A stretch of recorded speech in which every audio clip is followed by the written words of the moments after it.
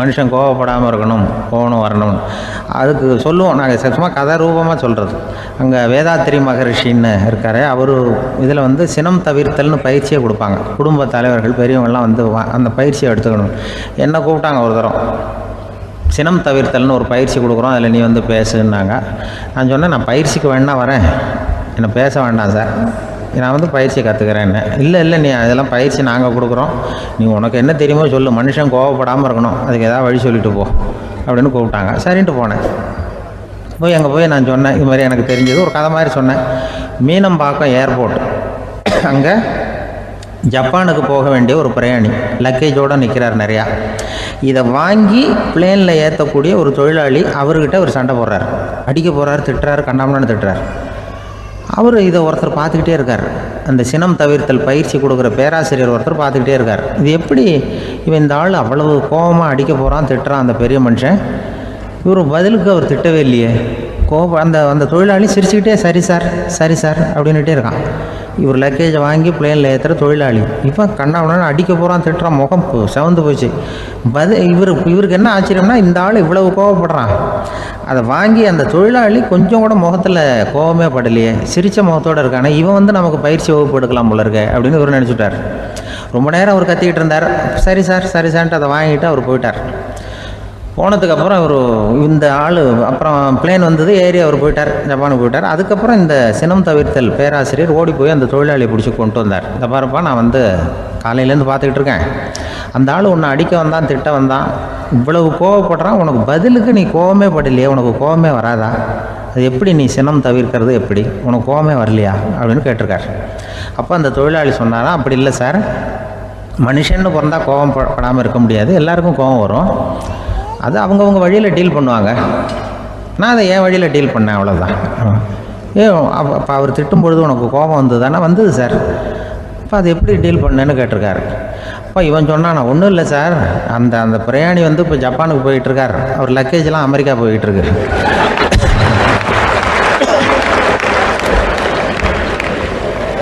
இதுக்கு நாம் எதுக்கு சார் அனாவசியமாக அவன்கிட்ட போய் சண்டை போட்டுக்கிட்டேன், அப்படி மாற்றி ஏற்றி விட்டா அவன் போய் பார்த்துக்கிறான் எங்கேயாவது. அதுதான் நான் சினம் தவிர்க்கிற வழி அப்படின்னு சொன்னாரான். உடனே இதை தான் எனக்கு தெரிஞ்சது கோபம் வராமல் இருக்கிறதுன்னு அங்கே பேசினேன் அந்த கூட்டத்தில். அதுக்கப்புறம் இன்ன வரைக்கும் அவங்க கூப்பிடுறதே இல்லை என்ன. ஏன்னா நாங்கள் வந்து முறையாக ஒருத்தன் கோவப்படாமல் இருக்கிறதுக்கு என்ன வழின்னு சொல்லி கொடுத்துட்ருக்குறோம். நீ எப்படி பண்ணுறியப்பா அப்படின்னு சொல்லி ஒரு அம்மா சொல்லுது. அதாவது கணவன் மனைவியாக இருந்துட்டு அப்புறம் விவாகரத்து வாங்கிக்கிட்டு அதுக்கப்புறம் அந்த அம்மா பேசுகிறத நேற்று தொலைக்காட்சியில் போட்டாங்க. அது என்ன சொல்லுதுன்னா, நாங்கள் வந்து கணவனும் மனைவியாக இருக்கிறப்போ எங்களுக்குள்ளே சண்டை வந்துக்கிட்டு இருந்தது, இப்போ விவாகரத்து வாங்கிட்டு இப்போ நண்பர்களாக இருக்கிறோம், இப்போ வந்து சண்டையே வர்றதில்லை எங்களுக்குள்ளே. அப்படி பாருங்கள், கணவன் மனைவியாக இருந்தப்போ சண்டை வந்து தான், விவாகரத்து வாங்கினது மறுபடியும் நாங்கள் நல்லபடியாக தான் இருக்கிறோம், ஒன்றும் எங்களுக்கு சண்டை வரல. அப்படி இருக்குது இப்போ காலம் போய்கிட்டு இருக்கு. நேற்று அப்படி ஒரு இது என் கூட வேலை பார்க்குறப்போ ஒரு அம்மா இருந்தாங்க. அவங்க எப்போதும் அவங்க வீட்டுக்காரர் படத்தையே வச்சுருப்பாங்க, கையில் பத்திரமா வச்சுருப்பாங்க. அவ்வளவு மரியாதை மதிப்புன்னு சொல்லி நாங்கள்லாம் அவங்கள பெருசாக நினைப்போம். இது எதுக்குமா அவங்க வீட்டுக்காரர் படத்தை பத்திரமா இல்லை கையிலேயே வச்சுருக்கீங்களே, ஆஃபீஸுக்கெல்லாம் எடுத்துகிட்டு வந்து வச்சு அடிக்கடி எடுத்து பார்த்துக்குவாங்க, அவ்வளவு பிரியமாக அவங்க வீட்டுக்காரர் இல்லை. ஆமாம், எனக்கு வந்து ஏதாவது பிரச்சனை வந்துவிடுதுன்னா உடனே எங்கள் வீட்டுக்காரர் படத்தை எடுத்து பார்ப்பேன். பரவாயில்லையே இப்படி ஒரு இதாக. ஆமாம், இதை பார்த்துட்டு நினச்சிக்குவேன், இதை விட பிரச்சனை வேறு என்ன இருந்துட போகுது உலகத்தில் அப்படின்னு நினச்சிக்குவேன். உடனே எனக்கு எல்லாம் போயிடும் அப்படின்ட்டு தான். அப்படி ஒரு அம்மா இருந்தாங்க, இப்போவும் இருக்காங்க, வேலை பார்த்துக்கிட்டு இருக்காங்க. அப்படிலாம் நீங்கள் இருக்கிற தாய்மார்கள் பெண்கள் யாராவது அப்படி கூட பண்ணலாம். எப்போதுமே உங்கள் வீட்டுக்காரர் படத்தை கையில் வச்சுக்கோங்க. அது ஒரு யோசனை, குடும்பம் குதூகலமாக இருக்கிறதுக்கு அது ஒரு யோசனை. அதே மாதிரி இவங்களும் அவங்க படத்தை வச்சுக்கலாம், வச்சுக்கிட்டு பிரச்சனை வரும்போது பார்த்துக்கணும், இதை விட நமக்கு என்ன வந்துட போகுது பெருசாக அப்படி தான் இருக்கணும். குடும்பம் வந்து நல்லபடியாக இருக்கணும்னா அதுக்கு இப்போ சொல்லுவாங்க, கடவுளே வந்து ஒரு வீட்டு கணவன் வீட்டு தலைவர் கனவுல வந்தாராம். கடவுள் வந்து இது மாதிரி உன்னை விட்டுட்டு உங்கள் குடும்பத்தை உன்னையெல்லாம் விட்டுட்டு போக போகிறேன்னா, அதனால் ஏதாவது வர வேணும்னா கேட்டு போ வாங்கிக்கோ அப்படின்னு கடவுள் சொன்னாராம் அந்த குடும்ப தலைவர்கிட்ட. அவருக்கு என்ன கேட்குறதுன்னு புரியல. கடவுள் வந்து விட்டுட்டு போகிறேங்கிறார், ஏதாவது வரம் கேட்டுக்கோ அப்படின்னு நம்ம என்ன பண்ணுறது, என்ன கேட்குறதுன்னு ஒன்றும் புரியல. குழம்பிக்கிட்டு இருந்தான் அந்த ஆள் கனவுல. இப்போ கடவுள் சொன்னாரா, சரி நீ ரொம்ப குழப்பமாக இருக்க, நாளைக்கு மறுபடியும் உன் கனவில் வரேன், அதுக்குள்ளே நீ முடிவு பண்ணி வை, உனக்கு என்ன வரம் வேணுமோ கேட்டு வாங்கிக்கோ, உனக்கு வரம் கொடுத்துட்டு நான் போயிடுறேன், உன்னை விட்டுட்டு போகிறதா நான் முடிவு பண்ணிட்டேன் அப்படின்ட்டுருக்கார் கடவுள். சரி ஒரு நாள் அவகாசம் கொடுங்க, நாளைக்கு நான் அதுக்குள்ளே முடிவு பண்ணி வைக்கிறேன்ட்டு அவர் வந்தார். மறுநாள் முழிச்சுக்கிட்டு மனைவி மகன் மக்கள் எல்லோரையும் கூப்பிட்டார், குடும்பத்தில் எல்லாரையும். அப்படி வாங்க, இது மாதிரி நேற்று கனவுல வந்தார் கடவுள், நம்மளை விட்டுட்டு போக போகிறாராம், என்ன வரம் வேணும்னு கேட்டு வாங்கிங்கோ அப்படின்னு போய் சொல்லிட்டார். என்ன கேட்குறதுன்னா அப்படின்னு அந்த கணவன் கேட்குறான். இந்த மனைவி சொல்கிறாங்க, என் உடம்பு பூரா நகையாக இருக்கணும் அப்படின்னு கேளு அப்படின்ட்டுருக்கு. அதுக்குள்ளே அந்த ஒரு பொண்ணு ஓடி வந்து, அப்படிலாம் கேட்காதப்பா கடவுள்கிட்ட, இப்போ இருக்கிற சொத்து எவ்வளோ இருக்கோ அதுபோல் இன்னொரு பங்கு வேணும்னு கேளு அப்படின்னு. அந்த பையன் வந்து அவன் வேறு சொன்னான், அவன் அது நமக்கு வந்து இது போல் ஒரு 10 பங்காவது வேணும், 2 பங்களா கார் வேணும் அப்படின்னு அவன் ஒரு லிஸ்ட்டை கொடுத்தான். இவர் என்ன கேட்குறதுன்னு முடிவு பண்ணுறதுக்குள்ள அங்கே வேலை செய்கிற அம்மா, ஒரு வயசான அம்மா வந்திருக்கு, வேலை செய்கிற அம்மா. அது வந்து சொல்லித்தான் இவர்கிட்ட, தப்பாரு கடவுள்கிட்ட அப்படிலாம் கேட்காதப்பா, நாளைக்கு வரும்பொழுது என்ன வர வேணும்னா எங்கள் குடும்பத்தில் எல்லோரும் அன்பாக இருக்கணும், பாசமாக இருக்கணும்னு கேட்டு வாங்கிக்கோ, வரத்தை அன்பு பாசம் குடும்பத்தில் எப்போதும் நிலவணும்னு கேட்டு வாங்கிக்கோ, வேற எல்லாம் நம்ம பார்த்துக்கலான்னு அந்த பெரியம்மா சொல்லித்தான். மறுநாள் அதே மாதிரி படுத்து தூங்கினார். கடவுள் கனவுல வந்தார். வந்து கேட்கும்பொழுது இவர் சொன்னாராம், ஐயா எனக்கு வந்து எங்கள் குடும்பத்தில் நாங்கள் கணவன் மனைவி புள்ள குட்டி எல்லாம் பாசமாக இருக்கணும், அன்பாக இருக்கணும், இதுதான் எங்களுக்கு வர வேணும் அப்படின்னு கேட்டாராம். இவர் கேட்டதும் கடவுள் வந்து தலையை சொரிய ஆரம்பிச்சிட்டாராம். ஏன் என்ன யோசிக்கிறீங்கன்னு கேட்டிருக்காரு. நீங்கள் அன்பாக பிரியமாக இருந்தீங்கன்னா அப்புறம் ஏன் நான் உங்களை விட்டுட்டு போக போகிறேன், நான் ஏற்கனவே இல்லைங்கிறதுனால தான் உங்களை விட்டு போகலாம்னு முடிவு பண்ணியிருந்தேன். இப்போ நீங்கள் ஏற்கனவே பாசமாக இருந்தீங்கன்னா நான் இனிமேல் போக மாட்டேன், அதனால் ஏன் முடிவும் மாற்றிக்க வேண்டியதுதான், உங்கள் கூட தான் இருக்க போகிறேன்னாராம். இப்படி ஒரு கதை சொல்லுவாங்க. அதனால் ஒரு குடும்பத்தில் அந்தந்த உறவு முறைகள் சரியாக இருக்கிற வரைக்கும் எல்லாம் நல்லாயிருக்கும். அங்கே தான் இறைவன் வாழும் இல்லம்ங்கிறாங்களே, அதுதான் அது. அதில் அந்த குடும்ப தலைவருங்கிறவர் கணவன் அப்படிங்கிறதுனால அவருக்கு தான் பொறுப்பு. அவருக்கு நிறைய சகிப்புத்தன்மை வேணும், கோபம் வரக்கூடாது, யார் என்ன சொன்னாலும் போகணும். சில கணவன்மார்கள் வந்து எது சொன்னாலும் மனைவி வந்து தட்டுறதில்லை. அங்கே போனால் போவாங்க, எதுக்கு போக சொல்கிறேன்னு கேட்குறதில்ல, போகிறது, இங்கே வான்னா வர்றது. திருவள்ளுவர் மனைவி இருந்தாருன்னு சொல்கிறாங்கல்ல, அது மாதிரி. அது எப்படின்னா ஒருத்தர் சொன்னார், அது அப்படி இல்லை, அதுக்கு ஒரு கதை சொன்னார். ஹிட்லர் வந்து வந்தாராம் ஒரு தடவை, ஒரு பெரிய கப்பல் மேலே, கப்பலுடைய மேல் தளத்தில் ஹிட்லர் வந்துக்கிட்டு இருக்கார். ஒரு இங்கிலீஷ் கேப்டன் எதிரில் நிற்கிறான். அவனுக்கு பெரிய ஆச்சரியம், இந்த ஆள் எப்படி இப்படி ஒரு தனி மனிதனாக இருந்துக்கிட்டு உலகத்தையே இப்படி இந்த பாடுபடுத்துகிறார் அப்படின்னு சொல்லி, உன்னுடைய வெற்றிக்கு என்ன காரணம்னு கேட்டாராம் அந்த இங்கிலீஷ் கேப்டன். இப்போ ஹிட்லர் சொன்னாராம், என்னுடைய வெற்றிக்கு காரணம் என்கிட்ட வேலை செய்கிற ஊழியர்கள், நான் கிழிச்ச கோட்டை தாண்ட மாட்டாங்க, நான் என்ன சொல்கிறேனோ அதை உடனே செய்வாங்க, ஏன் எதுக்குன்னு எதிர்த்து பேச மாட்டாங்க, அதுதான் என்னுடைய வெற்றிக்கு காரணம் அப்படின்னு சொல்லி அதை நிரூபித்து காட்டுறேன் பார் அப்படின்னு சொல்லி கையை தட்டினாராம் ஹிட்லர். உடனே ஒரு சிப்பாய் எங்கேருந்து வந்து லெஃப்ட் ரைட் போட்டு வந்து சல்யூட் பண்ணி நின்னான். உடனே ஹிட்லர் சொன்னார், நீ அப்படியே இந்த கப்பல் மேல் தளத்துலேருந்து அப்படி கடலில் விழுந்து செத்து போடா அப்படின்னு பொத்துன்னு குதிச்சுட்டான். எதுக்கு சொல்கிறேன் என்ன இதில், உடனே குதிச்சு செத்து போட்டான். இவருக்கு பெரிய ஆச்சரியம் கேப்டனுக்கு. ஹிட்லர் சொன்னார், இதுதான் என்னுடைய வெற்றிக்கு காரணம், தப்பார் இன்னொருத்தனை கூப்பிட்றேன் அப்படின்னு தட்டினா இந்த பக்கத்துலேருந்து ஒருத்தன் வந்தான், லெஃப்ட் ரைட் வந்து நின்னா, நீ இப்படி குதிச்சு செத்து போடா அப்படின்னு பொத்துன்னு குதிச்சுட்டான். எதுக்கு போக சொல்கிறீங்கன்னு ஒன்றுமே கேட்கல, குதினா உடனே குதிச்சுட்டான். அப்போ ஹிட்லர் சொன்னார், இதே மாதிரி என்னுடைய ஒவ்வொரு ஊழியர்களும் இருக்கிறாங்க, நானும் ஊழியர்களை இழக்கிறதுக்கு தயாராக இல்லை, தப்பார் தயாராக இருப்பேன் எப்போதும், தப்பார் இன்னொருத்தரன் தட்டுறேன்னு இன்னொருத்தர் வந்தார். எதிர்த்தாவிலேருந்து ஒருத்தன் லெஃப்ட் ரைட் சல்யூட் அடித்தான். நீயும் குதிச்சு செத்து போடான்ருக்கார் ஹிட்லர். இவனால் பொறுக்க முடியல, இந்த இங்கிலீஷ் கேப்டன் அனாவசியமாக ஒவ்வொருத்தனாக குதிச்சுட்றானேன்னு சொல்லி ஓடி போய் அவனை குதிச்சிட்டான். குதிக்கிறதுக்கு முன்னாடி பிடிச்சி தனியாக எழுத்துட்டு போட்டான். தனியாக எழுத்துட்டு போய் அந்த சிப்பாய்கிட்ட கேட்டாரான் அந்த இங்கிலீஷ் கேப்டன், ஏன்ப்பா அந்த ஆள் குதிக்க சொல்கிறான்னா நீ ஏன் எதுக்குன்னு கேட்குறது இல்லையா, உடனே குதித்து செத்து போகிறீங்களே, இதெல்லாம் என்ன அநியாயம் அப்படின்ட்டுருக்கான் அந்த இங்கிலீஷ் கேப்டன் கையை பிடிச்சிக்கிட்டு. உடனே அந்த சிப்பாய்க்கு கோவம் வந்துட்டு தான், உடையா கையை, இவன்ட்ட வேலை பார்க்குறத விட உழுந்து செத்து போகலான்னு நான் குதிக்கிறான், என்ன அனாவசியமாக எதுக்கே இருக்க சொல்கிறேன் அப்படின்னு சொல்லி குதிச்சுட்டானா. அதனால் இந்த உடனே சொல்கிறத செய்கிறாங்க பாருங்கள், அவங்கள நம்பக்கூடாது. கணவன்மார்களுக்கு ஒரு எச்சரிக்கை, சொல்கிறத உடனே செஞ்சுருவாங்க மனைவி, நீ அங்கே போனால் போங்க வரணும் அது ஹிட்லர் மாதிரி நினைக்கிறாங்கன்னு அர்த்தம். இதுகிட்ட பேசிக்கிட்டு இருக்கிறத விட சொல்கிறத செஞ்சுட்டு போடுவோமே, அப்படி சமாளிக்கிற கணவன்மார்கள் உண்டு. குடும்பத்தில் வந்து அப்படிலாம் இருந்து சமாளிக்கிறாங்க. இதில் ஒரு பெரிய நீதிபதி இருந்தார் சென்னையில், உண்மையாக நடந்தது.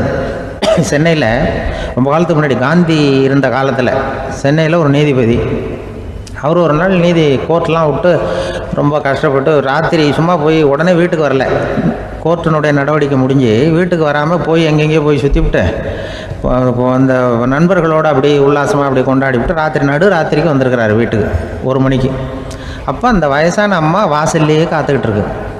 உள்ளே போச்சு நீதிபதி இன்னும் வந்து சேரலேன்னு வாசல்லே நின்றுக்கிட்டு இருந்துதான். அப்போ அது வந்த உடனே பலார்னு அரைஞ்சி விட்டாங்களாம் அந்த அம்மா. ஏன்டா அவ்வளோ தூரம் எங்கே போனேன்?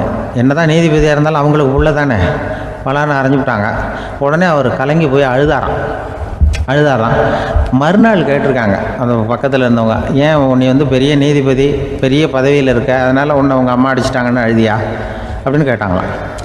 அப்போ அவர் சொன்னாராம் நீதிபதி, இல்லை நான் வந்து இது மாதிரி எங்கள் அம்மாக்கிட்ட அடிக்கடி அடி வாங்குவேன். எப்போதும் அவங்க அடிக்கிற அடி பலமாக விழும். இப்போ அவங்க அடித்தது எனக்கு வலிக்கவே இல்லை.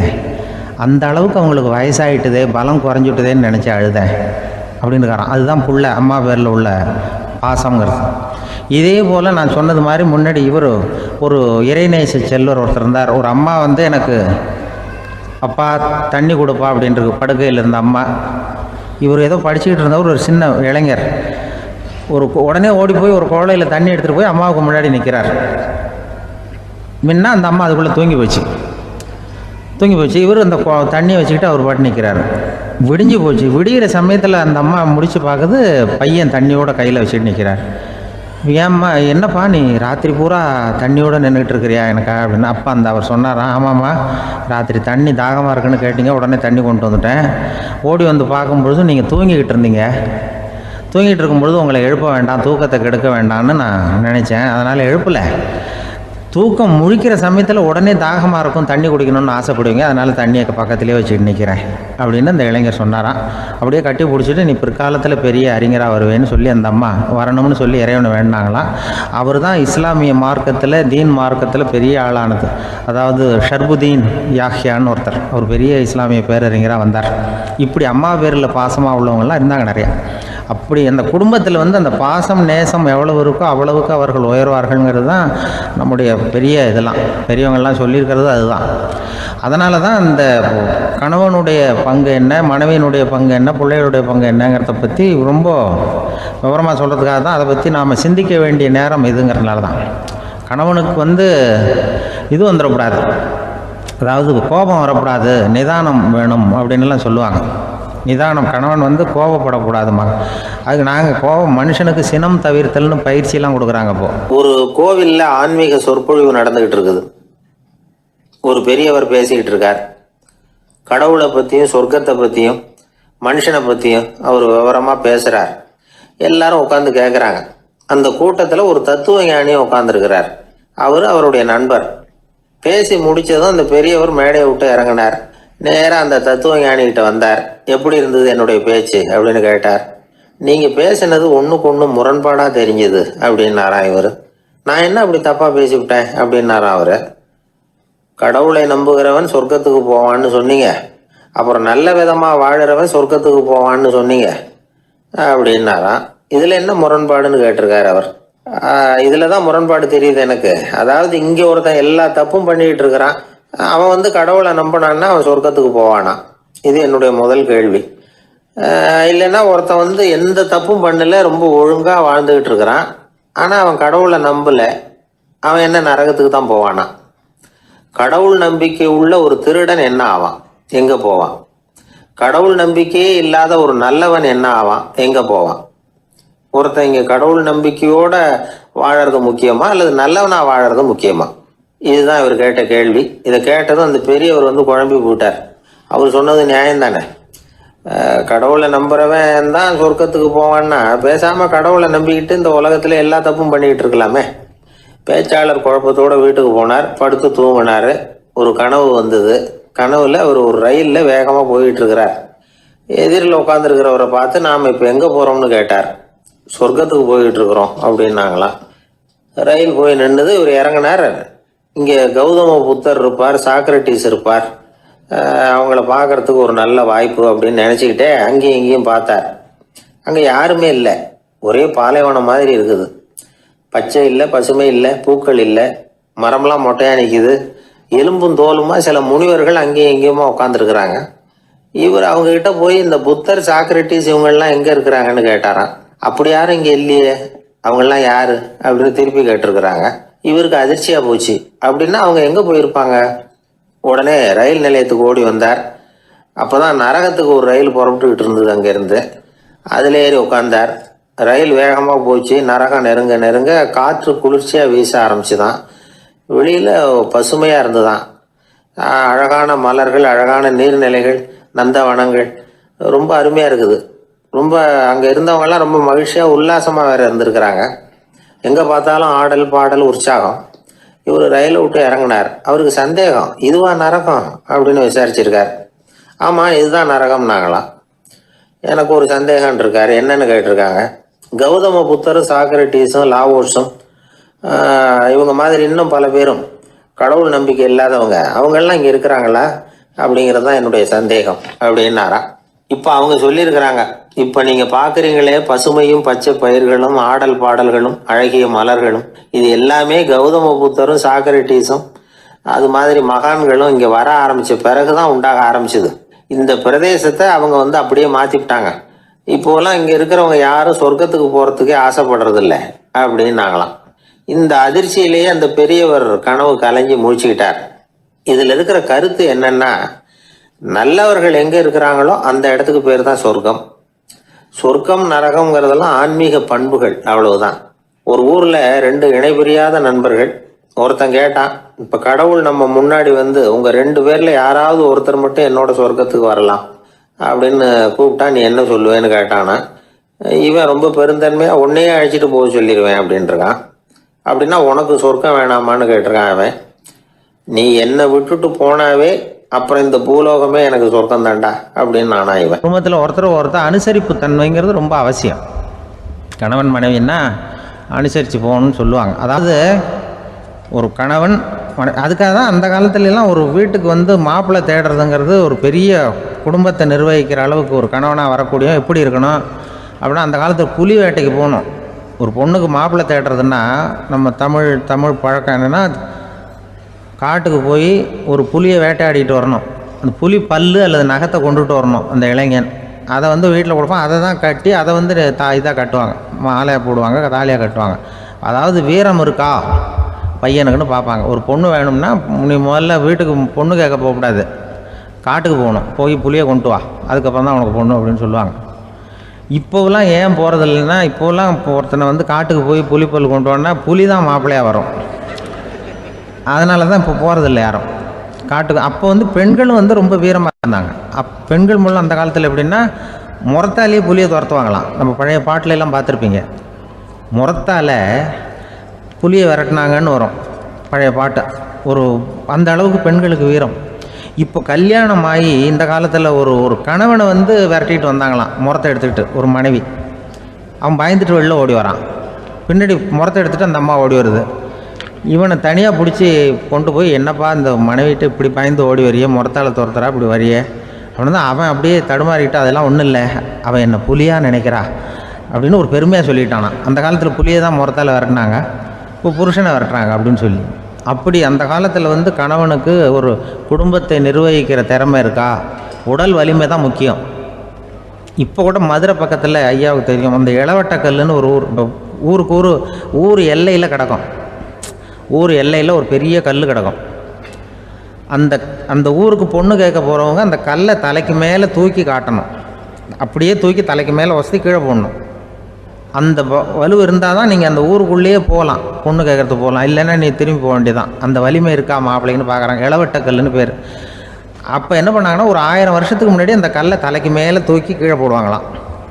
ஒரு 500 வருஷத்துக்கு முன்னாடி அப்படி கொஞ்சம் தூரம் இடுப்பு அளவுக்கு தூக்கி கீழே போட்டுக்கிட்டு இருந்துருக்குறாங்க. அதுக்கப்புறம் ஒரு 100 வருஷத்துக்கு முன்னாடியெல்லாம் அப்படி முழங்கால் அளவுக்கு அப்படி தூக்கி போட்டால் போகிறோம்னு வச்சுருந்தாங்களாம்.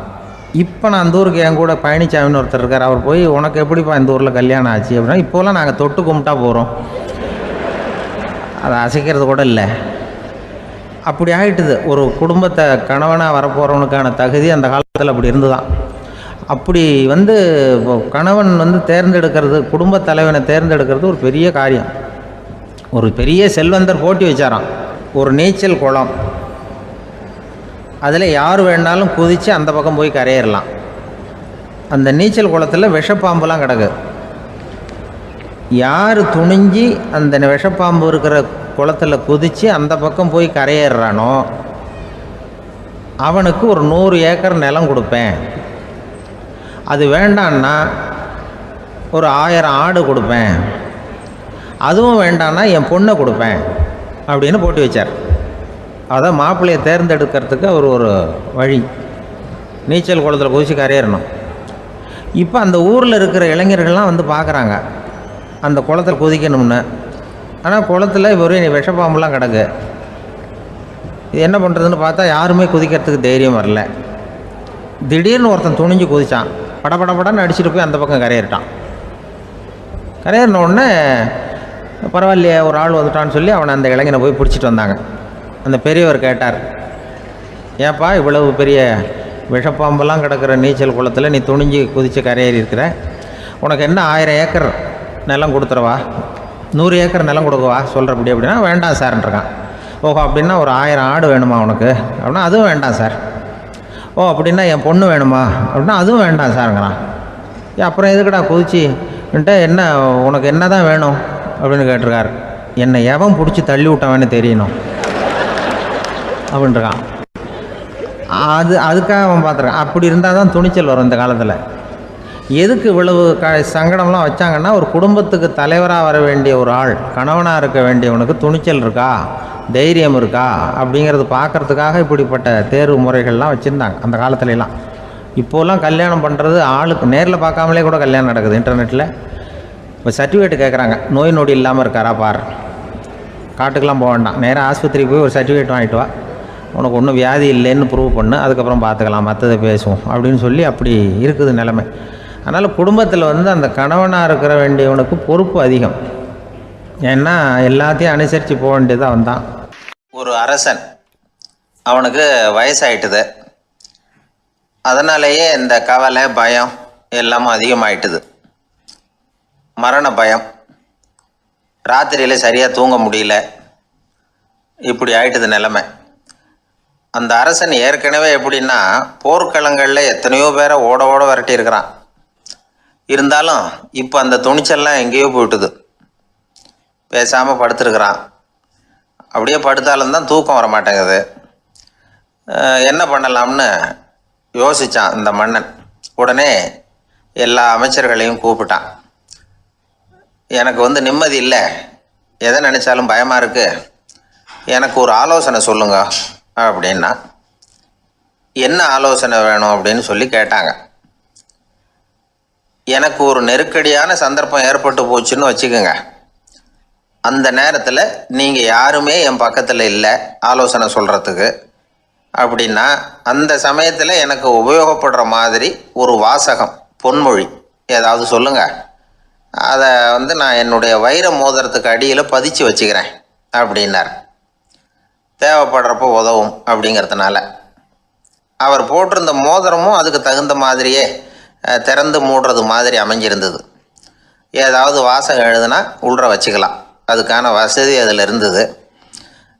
அமைச்சர்கள்லாம் யோசனை பண்ணாங்க, இது மாதிரி ராஜா கேட்குறாரு, என்ன வாசகம் அதாவது பொன்மொழி சொல்லலாம் அப்படின்னு எல்லோரும் யோசனை பண்ணாங்க. ஒருத்தருக்குமே சரியாக தோணலை, ஒரே குழப்பமாக இருந்தது. ஏன்னா நெருக்கடியான சமயத்தில் உபயோகப்படுறது மாதிரி ஒரு பொன்மொழி வேணும்னு சொல்லியிருக்கிறார். அப்படி இப்படி யோசித்து பார்த்தா ஒன்றுமே தோணலை. எல்லாரும் குழம்பிக்கிட்டு இருந்த நேரத்தில் ஒரு பெரியவர் அந்த பக்கமாக வந்தார். அவர் சொன்னார், நான் வேணும்னா அதுக்கு பொருத்தமாக ஒரு வாக்கியம் சொல்கிறேன், ஆனால் ஒரு நிபந்தனை. அதை யாரும் ரொம்ப ஆர்வம் காரணமாக அவசரப்பட்டு படிச்சிடக்கூடாது. அதை வந்து ரகசியமாக அந்த மோதிரத்துக்குள்ளே எழுதி வச்சுக்கணும். எப்போவாவது இக்கட்டில் மாட்டிக்கிற சமயத்தில் மட்டும் வேறு வழியே இல்லை அப்படிங்கிற நிலைமையில் மட்டும்தான் அதை திறந்து பார்க்கணும். அப்படி நீங்கள் இருக்கிறதா இருந்தால் நான் அதை சொல்கிறேன் அப்படின்னார் அந்த பெரியவர். சரின்னு ஒத்துக்கிட்டாங்க எல்லாரும். அதே மாதிரி அவர் ஒரு வாக்கியத்தை சொன்னார். அவர் சொன்ன வாக்கியத்தை ரகசியமாக மோதிரத்துக்குள்ளே பதிச்சு மூடியாச்சு. ராஜா அதை விரலில் மாட்டிக்கிட்டார். கொஞ்ச நாள் ஆச்சு. அந்த ராஜாவுக்கு ஒரு சோதனை வந்தது. என்ன சோதனைன்னா, அடுத்த நாட்டு மன்னன் படையெடுத்துக்கிட்டு வந்துட்டான். அவன் இவர்கிட்ட ஏற்கனவே தோற்று போனவன், ஒரு வெறியில் வந்திருக்கிறான். தோற்று போனவன் மறுபடியும் சண்டைக்கு வந்தால் எப்படி வருவானோ அப்படி வர்றான். ஒரு வெறியில் வந்தால் ஜெயிச்சுட்டான். என்னாச்சு, இவரோட நிலைமைன்னா நாட்டை இழந்துட்டார், எல்லாத்தையும் இழந்துட்டார். கடைசியாக ஒரு அடிபட்ட குதிரையில் ஏறி தப்பிச்சு போயிட்டார், வேறு வழி இல்லைன்னு. பின்னாடி துரத்திக்கிட்டு வராங்க. இவர் ஒரு மலை உச்சிக்கு போயிட்டார், அதுக்கும் அப்பால் போக முடியாது, ஏன்னா அந்த பக்கம் பயங்கர பள்ளம். உல்லாச பயணிகள் வந்து கண்டு கழிக்கிற இடம் அது. ஆனால் இவருக்கு அது சாவு பயணத்தின் வாசல், திரும்பவும் முடியாது, அவ்வளவு குறுகிய பாதை அது, வேறு வழியே இல்லை. இந்த நேரம் சூரிய ஒளி மோதிரத்தில் பட்டு மின்னிச்சு. உடனே இவருக்கு ஞாபகம் வந்தது. மோதிரத்தை திறந்து படிக்கிறார். அதில் இருந்த வாசகம், இந்த நிலையும் மாறிவிடும், this too will pass away. அவருக்கு ஒரு தைரியம் வந்தது. பின்னாடி வந்தவங்களும் திசை மாறி வேறு எங்கேயோ தேடி போயிட்டாங்க. அவங்க விரட்டிக்கிட்டு வரலைன்னா இவ்வளவு அழகான ஒரு இடம் இருக்கிறதே எனக்கு தெரியாமல் போயிருக்குமேன்னு நினச்சார். இவ்வளவு அழகை ரசிக்கிறதுக்காக ஒரு நாட்டையே கூட இழக்கலாம்னு தோணுச்சு அவருக்கு. அமைதியாக அந்த அழகை ரசித்தார். எதிரிகள்லாம் எங்கேயோ போயிட்டாங்க. மன்னர் நாடு திரும்பினார். மறுபடியும் படைகளை திரட்டினார். கொஞ்ச நாளில் படை எடுத்துக்கிட்டு போனார். யாருக்கிட்ட தோற்று போனாரோ அவரையே வெற்றி கண்டு திரும்பி வர்றார். வரவேற்பு விழா பிரமாவப்படுது. ஆடல் பாடல் கோலாகலம். இதை பார்த்ததும் அந்த ராஜாவுக்கு தலைகால புரியல. நம்மளை இனிமேல் யாராலையும் ஜெயிக்க முடியாதுன்னு நினச்சார். அகம்பாவம் லேசாக எட்டி பார்த்தது. இப்போ மறுபடியும் சூரிய ஒளிப்பட்டு மோதிரம் மின்னிச்சு. அதை திறந்து மறுபடியும் படிக்கிறார். இந்த நிலைமையும் மாறிவிடும், this too will pass away. அவ்வளவுதான், அவர் மனசு அடங்க ஆரம்பிச்சுட்டுது, ஆணவம் போயிட்டுது. இதிலேருந்து நாம் தெரிஞ்சுக்க வேண்டியது என்னென்னா, எந்த சூழ்நிலையிலையும் நாம் கவலைப்பட வேண்டியதில்லை. ஏன்னா இங்கே எதுவுமே நிரந்தரம் இல்லை. அந்த ராஜா மாதிரியே நம்ம ஆள் ஒருத்தன் ஒரு மோதிரம் போட்டிருந்தான், அதுக்குள்ளே அவன் எழுதி வச்சுருந்த வாசகம் எதுக்கும் கவலைப்படாதே அப்படிங்கிறது தான். ஒரு நாள் பயங்கரமான கவலையோடு உட்காந்துருந்தான். பக்கத்தில் இருந்தவங்க சொன்னாங்க, இது மாதிரி சந்தர்ப்பத்தில் தான் நீ உன் மோதிரத்தை திறந்து பார்க்கணும்னாங்க. இவனுக்கு கவலையோடு எரிச்சலும் சேர்ந்துக்கிட்டது. அது எப்படி முடியும், இப்போ திருட்டு போனது என்னோட அந்த மோதிரம் தானே அப்படின்னு சொல்லிவிட்டு தலையில் கை வச்சுட்டு உட்காந்துட்டான். இப்படிலாம் சொல்கிறது உண்டு. இருந்தாலும் நாம் எந்த சூழ்நிலையிலையும் கவலைப்பட வேண்டியதில்லை அப்படிங்கிற உண்மையை புரிஞ்சுக்கணும். அப்படி கவலையை வெல்றதுக்கான வழி தெரிஞ்சுட்டதுன்னா வாழ்க்கையில் வெற்றி நிச்சயம். இந்த உலகத்தில் எத்தனை வகையான மனிதர்கள் இருக்கிறாங்க, ஒவ்வொரு மனிதனுமே ஒவ்வொரு வகை அப்படிங்கிறாங்க விஞ்ஞானிகள். மனிதர்களை 3 வகையாக பிரிக்கலாம் அப்படின்னு சொல்கிறாங்க மெய்ஞானிகள். இவங்களை பற்றிலாம் ஏற்கனவே நாம் பேசியிருக்கிறோம். இப்போ டாக்டர் எட்வர்டு பேட்ச் அப்படிங்கிற நிபுணர் என்ன சொல்கிறார் தெரியுமா? மனிதர்களை 7 வகையாக பிரிக்கலாம்ங்கிறார். மனிதர்களின் மனநிலை அடிப்படையில் அவங்கள 7 விதமாக வகைப்படுத்துகிறார் அவர். சரி, அது என்ன 7 வகை? முதல் வகை என்னன்னா, பயந்த குணம் உள்ளவங்க. சார் ரொம்ப பயந்த சுபாவம், வீட்டில் கூட வாயே திறக்க மாட்டார், சாப்பிட போகிறப்ப மட்டும்தான் கொஞ்சம் வாயை திறப்பார், அப்புறம் மூடிக்குவார் அப்படின்னு சில பேரை பற்றி நாம் பேசிக்கிறது உண்டு. இவங்கெல்லாம் இந்த வகை, அதாவது பயந்த குணம் உள்ளவர்கள் அப்படிங்கிற முதல் வகை. சரி, 2வது வகை என்னன்னா, சஞ்சலப்படுகிறவர்கள், எதுக்கு எடுத்தாலும் கலக்கம் குழப்பம், இப்படியே காலம் தள்ளிட்டு இருப்பாங்க. பல பேர் பார்த்துருப்பீங்க. அவங்கெல்லாம் இந்த வகை. 3வது வகை என்னன்னா, யதார்த்த உலகை மறந்து கற்பனை உலகத்திலேயே மிதக்கிறவங்க. இளைஞர்கள், கவிஞர்கள், இப்படி பல பேர் இருக்கிறாங்க. எப்போ பார்த்தாலும் கற்பனை உலகத்திலேயே மிதந்துக்கிட்டு இருப்பாங்க. கிட்டத்தில் போய் என்னங்க ஒரு மாதிரியாக இருக்கிறீங்க அப்படின்னு கேட்டு பாருங்கள், அவங்களெல்லாம் ஏதோ ஒரு அற்ப புழுவை பார்க்குறது மாதிரி அவங்கள பார்ப்பாங்க. அதுவும் அந்த வானத்து நிலாவை பாருங்கள், அது என்னை வா வான்னு கூப்பிடுது, எனக்கு சீக்கிரத்தில் ஒரு நாள் சிறகுகள் முளைக்கும், சிறகடித்து வானத்தில் பறந்து போவேன், அந்த செல்ல நிலாவை கொஞ்சிவிட்டு வருவேன், இப்படிலாம் பேசிகிட்டு இருப்பாங்க. கொஞ்சிறது அப்புறம் இருக்கட்டும், இப்போ கஞ்சிக்கு வழியே பாருப்பா அப்படின்னா அதை காதில் வாங்க மாட்டாங்க. நாம் ஏதோ இந்த உலகத்தை அனுபவிக்க தெரியாதவர்கள் மாதிரி நம்மளை அவங்க கவனிப்பாங்க. இப்படி ஒரு ரகம். 4வது வகை மனிதர்கள் எப்படின்னா, இவங்க தனிமை உணர்வு மிக்கவர்கள். இவங்க மற்றவங்களோட இயல்பாக நெருங்கி பழகிறதில்ல, தான் உண்டு தன்னுடைய வேலை உண்டுன்னு இருந்துட்டு போகிறவங்க. அடுத்த வீட்டில் இருக்கிறவர் யார் அப்படின்னு கேட்டால் கூட அடுத்த வீடுன்னு ஒன்று இருக்கா அப்படிங்கிறது மாதிரி நம்ம முகத்தை பார்ப்பாங்க. அவங்ககிட்ட மேற்கொண்டு நாம் என்னத்தை பேச முடியும்? இப்படி ஒரு வகை. 5வது வகை மனிதர்கள் எப்படின்னா, இவங்க மற்றவங்க செல்வாக்குக்கு உட்பட மறுப்பவர்கள். அடுத்தவங்களோட செல்வாக்குக்கு இவங்க ஆட்படுறதில்லை. நான் யார் தெரியுமான்னு கேட்டால் அதை தெரிஞ்சுட்டு எனக்கு என்ன ஆக போகுதும்பாங்க. இவங்கெல்லாம் அந்த ரகம். 6வது வகை மனிதர்கள் எப்பவும் எதுலேயும் பற்றில்லாமல் இருக்கிறவங்க. இது ஒரு துறவு மனப்பான்மை. இயல்பாகவே சில பேர் இப்படி உண்டு. அவங்களுக்கு எதுலேயும் ஒரு ஈடுபாடு இருக்காது. அப்படிப்பட்டவங்கெல்லாம் 6வது வகை. 7வது வகை மனிதர்கள் மற்றவங்க கவலையை தன்னுடையதாக ஆக்கிக்கிட்டு கவலைப்படுறவங்க. இவங்கெல்லாம் மகாத்மாக்கள். தாம் வேறு அடுத்தவங்க வேறு அப்படிங்கிற எண்ணம் இவங்களுக்கு வர்றதில்லை. அதனால் அடுத்தவங்களுக்கு ஒரு துன்பம் வந்ததுன்னா இவங்களால சும்மா இருக்க முடியறதில்ல. ஆகக்கூடி இப்படி 7 விதமான மனிதர்களை அடையாளம் காட்டுறார் அந்த நிபுணர். இதில் நாம் எந்த வகையில் வர்றோம் அப்படிங்கிறத நாம தான் அடையாளம் கண்டுபிடிக்கணும். எனக்கு தெரிஞ்ச ஒரு மனிதர் உண்டு. அவர் ஒரு வித்தியாசமான வகை. எதையும் நடைமுறை சாத்தியமாக சிந்திக்கிறவர். எப்பவும் அடுத்தவங்களும் நல்லா இருக்கணும், நாமும் நல்லா இருக்கணும் அப்படின்னு ஆசைப்படுறவர். அவருக்கு ஒரு சமயம் திடீர்னு உடம்பு சுகம் இல்லாமல் போயிட்டுது. டாக்டர்கிட்ட போனார், பணம் கொடுத்தார், வைத்தியம் பார்த்துக்கிட்டார். அவர் எழுதி கொடுத்த மருந்து சீட்டை வாங்கினார். ஒரு மருந்து கடைக்கு போனார், பணம் கொடுத்தார், மருந்து வாங்கினார். அதை எடுத்துகிட்டு வீட்டுக்கு வந்தார். அதுக்கப்புறம் அந்த மருந்து அவர் சாப்பிட்ணும்ல, சாப்பிடவே இல்லை, அப்படியே சும்மா வச்சுட்டார். அவரை பார்த்து கேட்டேன், ஏன் சார் இப்படி பண்ணுறீங்க? வீண் செலவு தானே இது, நீங்கள் ஏன் டாக்டர்கிட்ட போய் பணம் செலவு பண்ணினீங்கன்னு கேட்டேன். அவர் சொன்னார், டாக்டர் வாழணும் இல்லையா, அதனால தான் அப்படின்னார். சரி, அப்புறம் ஏன் மருந்து வாங்கினீங்க அப்படின்னு கேட்டேன். மருந்து கடைக்காரர் வாழணும் இல்லையா, அதனால தான் அப்படின்னார். சரி, அப்புறம் ஏன் வாங்கின மருந்து சாப்பிடாம வச்சுட்டீங்க அப்படின்னதுக்கு, நான் வாழணும் இல்லையா, அதனால தான் அப்படின்னார். இவர் வாழ்க்கையை புரிஞ்சுக்கிட்டவர். இப்படி வாழ்க்கையை புரிந்து கொண்டு வாழ தெரிஞ்சுக்கணும். எந்த வகை மனிதர் நாம் அப்படிங்கிறத புரிஞ்சுக்கிட்டு வாழ்ந்தோம்னா வாழ்க்கையில் வெற்றி நிச்சயம்.